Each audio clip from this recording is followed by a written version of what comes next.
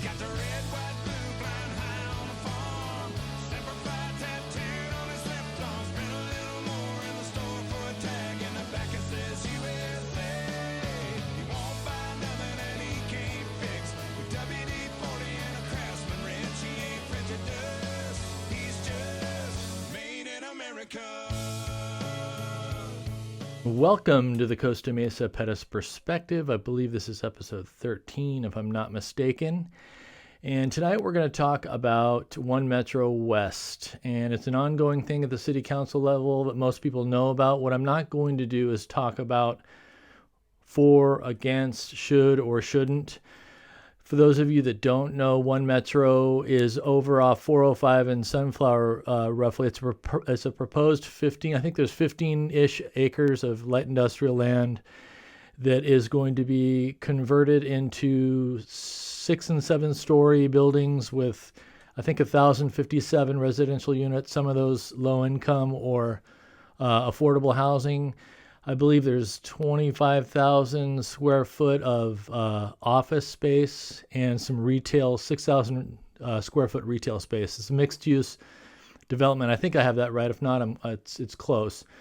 So the city council last time was set to have a public hearing on the matter, and it was postponed because of two conflicts of interest or proposed conflicts of interest on the two city council members, Don Harper and Jeff Harlan. So in the meantime, they're sorting those things out and giving those two folks a chance to look at the documents and the staff reports and see if they feel they are conflicted and can or can't discuss the matter. So what I want to talk about, though, is the citizen aspect of this. Since it's been postponed, I've had a chance to talk to a lot of different people.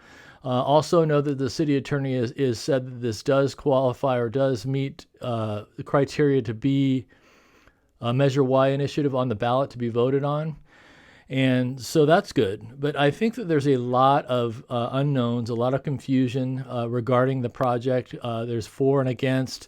There's this giant traffic study that one of the big issues is traffic and will it not affect traffic on Harbor Boulevard.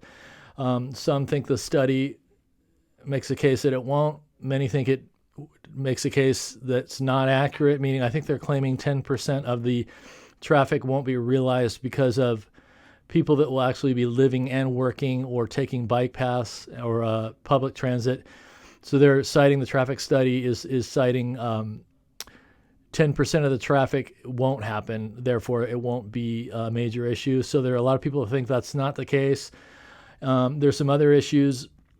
Is it going to have enough public housing? Is there too much public housing? It's just there's many things that I think the citizens would like to weigh in on.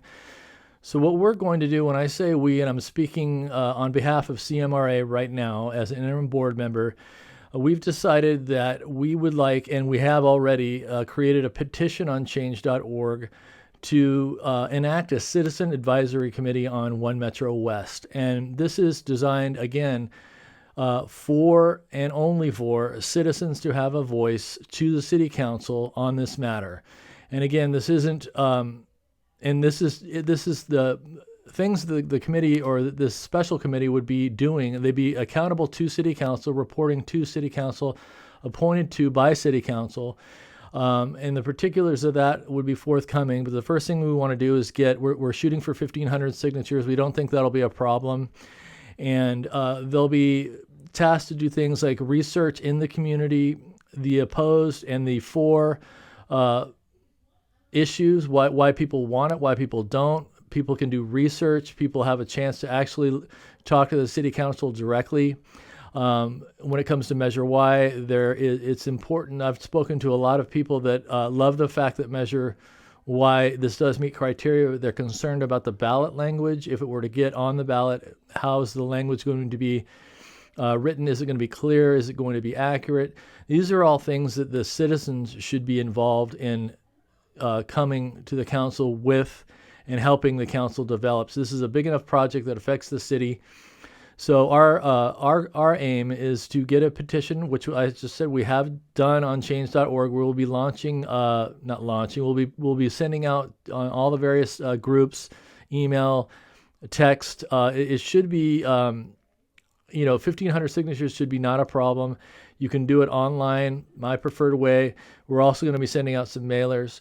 But again, this is a citizen advisory committee on One Metro West only, and this is just directly to sort out the aspects of One Metro from the perspective of the citizen. And to me, whether you're for, whether you're against, the most important thing is that citizens have an understanding exactly what's happening, and then therefore the citizens can vote their conscience accurately. And however it falls is going to be the will of the voters. So that's what our aim is.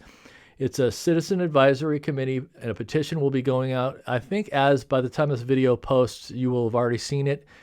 Please, regardless of what stripe politically you fall under, if you're for and against, I encourage everybody that has a stake in this matter or anybody that is concerned to sign this petition and to get on this committee and to make your voice heard. It's important, and we feel at CMRI, we feel this is the best way to get that done.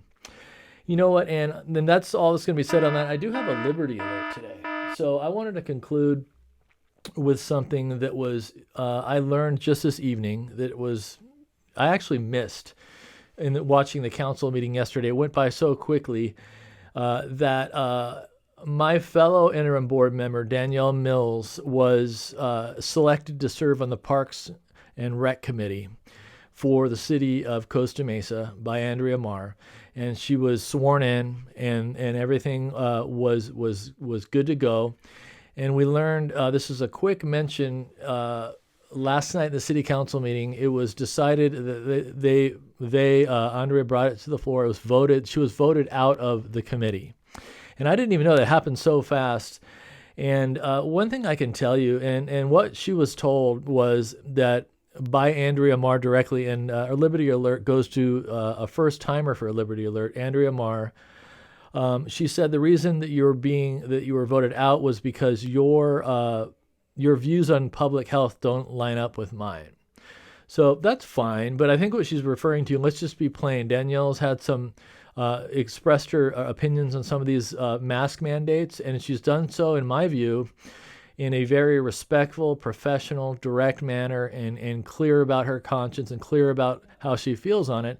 I experienced Danielle to be a very serious-minded, professional young woman that is in this to serve her city.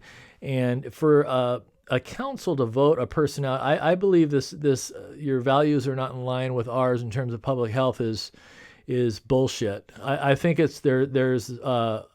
they don't want to have any dissenting view. And to me, it's if I'm on a council and I have committees and commissions, I want a diverse array of points of view. It makes for better policy. It makes for better recommendations. It makes for a healthier representation of the community and Costa Mesa in general. So for her to be voted out after she was already sworn in based on ideology and the desire of this particular city council to have all of their people and all of the levers of government, to me is gross, and I think they should be ashamed. And I would have been remiss if I hadn't have mentioned this tonight. So Miss Liberty goes to Andrea Marr.